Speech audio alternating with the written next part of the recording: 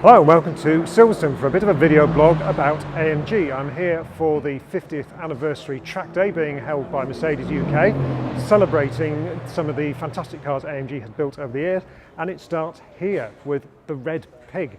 This is AMG's first racing car. It took part in the Spa 24 Hours in 1971 and it came second overall and first in class, and it's fair to say it caused a bit of a stir. Now, for a bit of an AMG fan like me, this car is the one. It's absolutely amazing. Now, disappointingly, it isn't actually the one because that was long since destroyed in testing.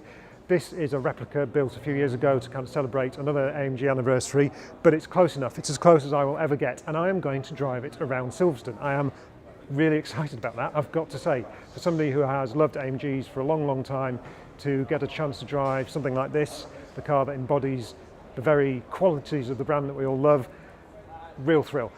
What is it about this car? Well, the incongruity of a huge Mercedes saloon car racing against Capris, Escorts, all those kind of Alfa Romeos, all that kind of thing around Spa must have seemed ridiculous, especially when all it had was just a bloody great V8 engine. But hasn't that been AMG's thing all along? Stayed true to it to this day. As I say, this one was based on the 300 SEL 6.3 saloon, another one of my favourite all-time cars. It had an enlarged engine in the AMG fashion to 6.8 litres, something over 400 horsepower apparently. It had the air suspension stripped out, replaced with steel sprung suspension. There's a V8 going round. We are at an AMG track day after all, trying to get the flavour of that across. It just looks fantastic. It is pure 70s touring car porn with those massive tyres, the unapologetic looks. The images from the time of this thing going round Spa, lifting one of its wheels off the ground, they must have looked terrifying to the other racing cars. And I think, as I say, it set the tone for the way AMG has built its road cars and its race cars ever since. Now then, as I say, I'm going to go and have a quick drive around Silverstone. This is a real honour. I'm really excited. There's probably not much point trying to give you much commentary while I'm driving around, so I'll give you a little bit of onboard on that and then tell you what this experience was like once I get back in.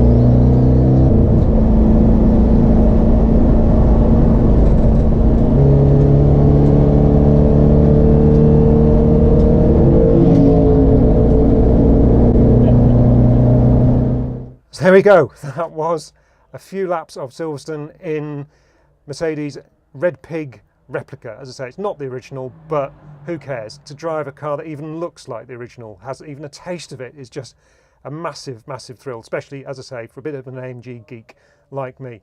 What was it like? Well, it isn't the full 6.8 conversion, it's still got the standard 6.3, merely a 6.3 V8. I know, how could we cope?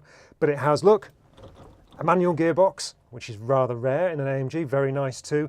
And as you can see, pretty much a standard interior in that kind of 70s touring car feel. Now then, it was, as you might expect, a pretty burly, muscular car to drive. It took a lot of manhandling around. I can't say I was getting anywhere near the wheels off the ground, sideways excitement of the original. What it must have been like to have raced in period, I can just imagine. It must have been pretty hard work. But just to drive it at a reasonable lick around Silverstone, what a thrill, what an absolute pleasure. I am a very, very happy man, and to have driven this car in something approaching anger was a massive privilege. And just to put it into some context there, that was a modern AMG racing car, and I think that pretty neatly encapsulates the 50 years that have gone in from a small band of tuners in a barn building racing cars like this to Mercedes racing division building GT3 cars and all the rest, and some amazing road cars too. So there we go. Forgive the babbling, but as you can probably understand, I am a very excited AMG fan. I've had a good time and I hope you enjoyed the video.